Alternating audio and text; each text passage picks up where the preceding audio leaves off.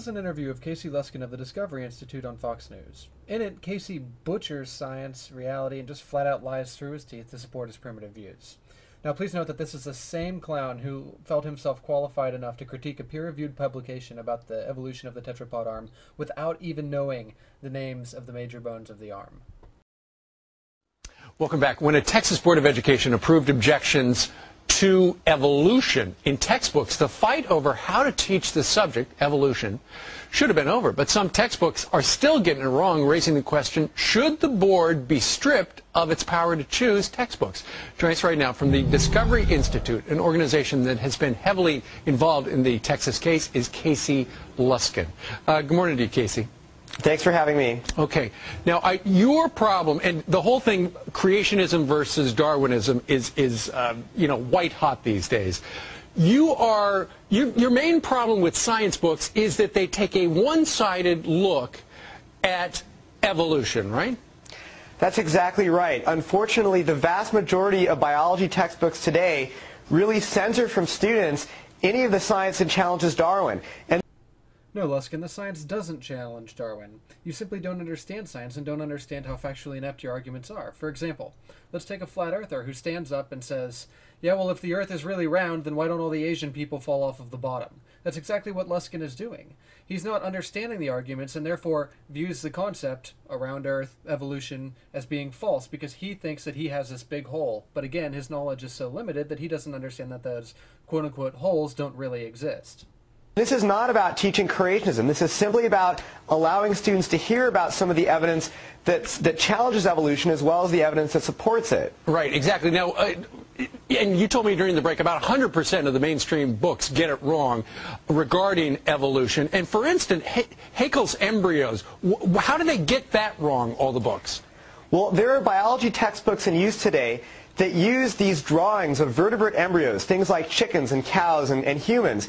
And biologists have known that these drawings were fraudulent for over 100 years. But what these drawings do is they obscure the differences between the early stages of embryos in order to make it look like all these different vertebrate groups share a common ancestor.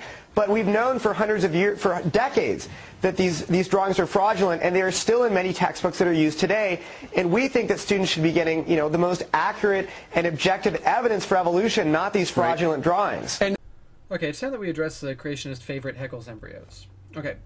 It's a well-known fact that organisms, while they're developing, converge during their phylotypic stages to appear very similarly. That's really not disputed. Dolphins and snakes both have leg buds, chickens look like humans, it's a fact, it happens. Now, what Haeckel falsely believed was that a vertebrate organism passed through different stages reflecting its evolution. So, for example, he argued that a human being would pass through a stage where it looked like a fish, then an amphibian, then a reptile, then onto the mammals that we are. He based this belief largely on an assumption that DNA couldn't really change, which, by the way, is a creationist favorite. That DNA had certain constraints, and that the embryo was sort of locked into its developmental course, and that modifications happened in the adult human being, or in the adult animal. We now know this to be false. So what Haeckel did was to exaggerate these similarities to demonstrate his point. So think of a caricature where the prominent features of a person are made much more prominent. Now, note that Haeckel didn't make any of these characteristics or similarities up. They are really all there in the embryos, and they are very similar. That being said, however, exaggerating them still isn't acceptable in science, which is why Haeckel's embryos are viewed the way they are. Note that the ironic thing about this is that Luskin is doing the same exact thing Haeckel did.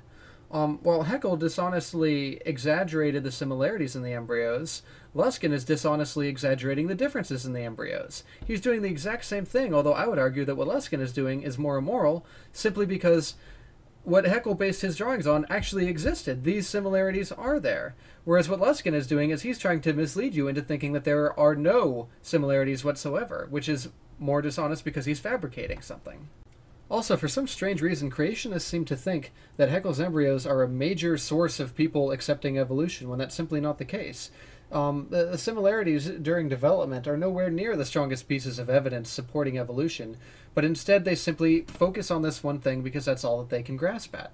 It's actually kind of similar to people denying dinosaurs existed and finding one paleontologist who fabricated a dinosaur fossil so that he could get famous, and then they take that fossil and say, aha, this fossil is forged, all the books containing dinosaur fossils have it all wrong, it's completely wrong, dinosaurs never existed, we win.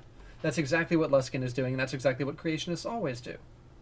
Another example is Darwin's tree of life. I mean, that's what I learned back in the day, but there are holes all punched through that as well.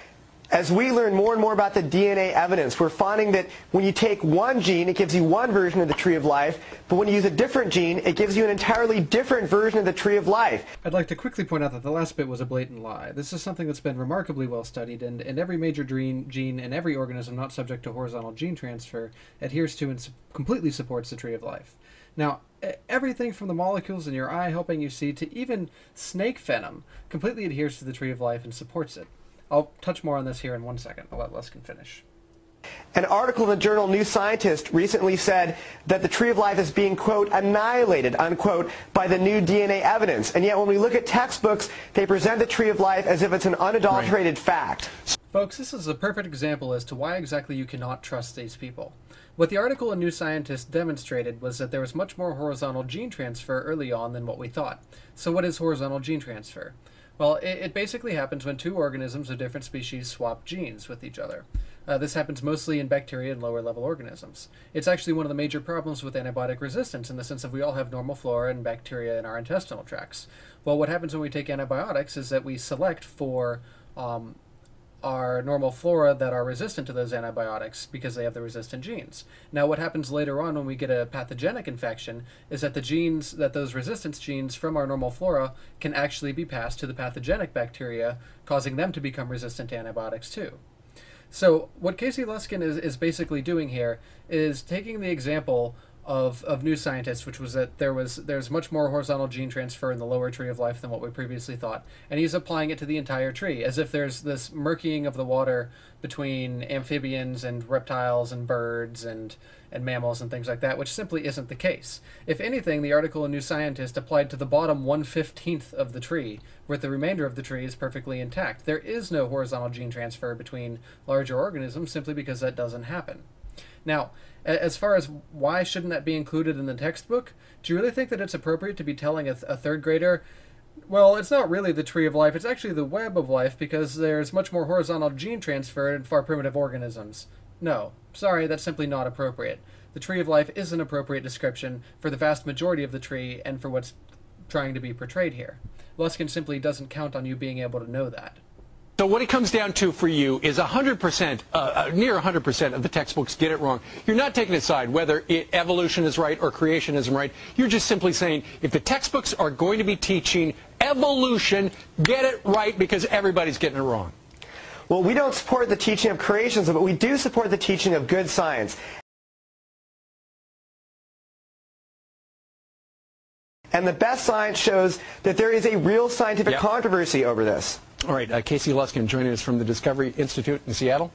Casey, thank you very much. Thank you. There may be some sort of controversy in the land of dishonest troglodytes, but in the scientific community, there is no controversy, and there hasn't been for at least 100 years.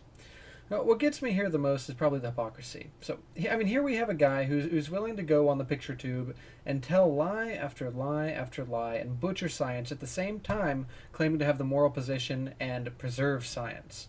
I mean, even Holocaust deniers don't stoop to this level of hypocrisy.